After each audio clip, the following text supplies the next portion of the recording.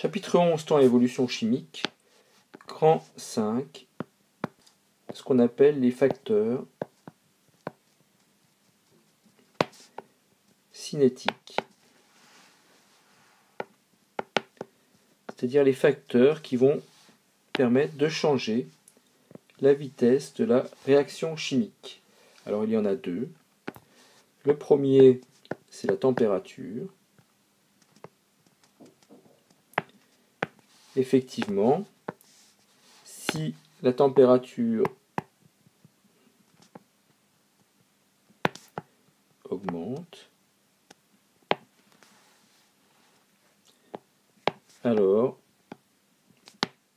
la transformation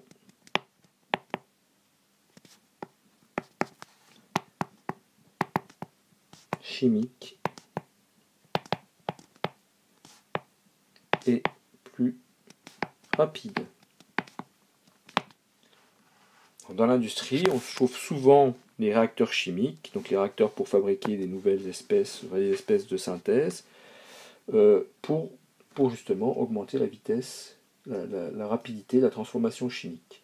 Alors, quelles sont les applications, par exemple, dans la vie courante? Donc déjà, pour accélérer la cuisson, on utilise ce qu'on appelle l'autocuiseur. C'est-à-dire que l'autocuiseur, l'autocuiseur permet une cuisson sous pression. Donc, ce qui permet, par exemple, lorsqu'on fait bouillir de l'eau, d'augmenter la température d'ébullition de l'eau. Donc, on peut la faire passer de 100 à 110 degrés.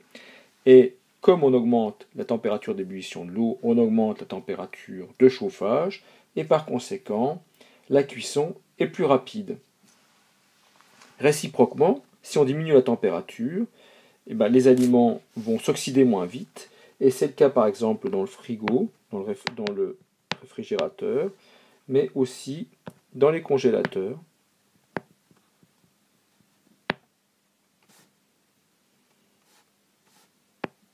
Où, comme on diminue la température, la réaction d'oxydation va être fortement ralentie.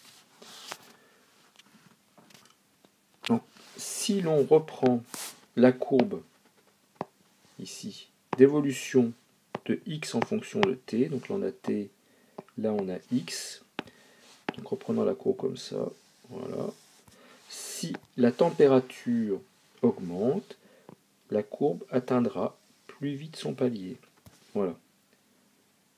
Donc ici, la vitesse de la réaction sera à chaque fois plus rapide.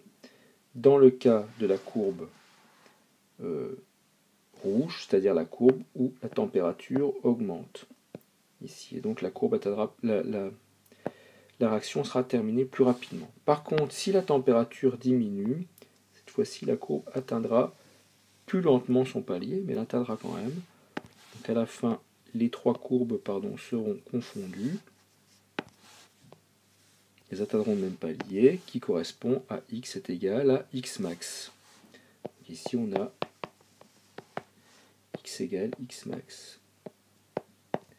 Donc la courbe verte correspond à une diminution, donc t diminue, et ici t augmente. Deuxième facteur cinétique, la concentration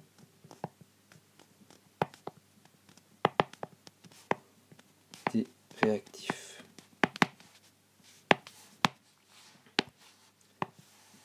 Donc, par exemple, dans notre cas d'étude, on a H2O2 qui est réactif, I- et H+. Il suffit d'augmenter la concentration d'un des réactifs, voici les concentrations ici, pour que la transformation soit plus rapide.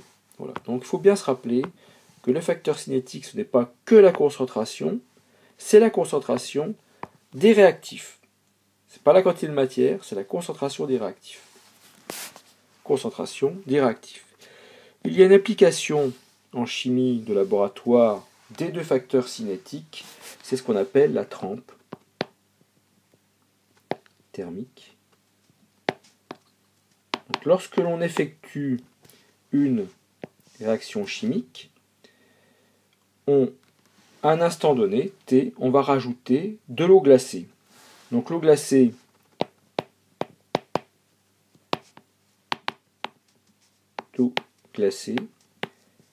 L'eau glacée a deux effets sur le milieu réactionnel. Déjà, la température diminue puisque l'eau est glacée. Mais comme on rajoute de l'eau, la concentration des réactifs diminue. Et donc ainsi on agit sur les deux facteurs cinétiques, ce qui va nous permettre de ralentir fortement la réaction chimique et de pouvoir faire des mesures quasiment en considérant qu'on fait des mesures à l'instant où on a rajouté l'eau glacée, puisque à partir du moment où on rajoute l'eau glacée, vu qu'on a influencé, qu'on a modifié fortement les deux facteurs cinétiques, la réaction, la transformation est quasiment arrêtée.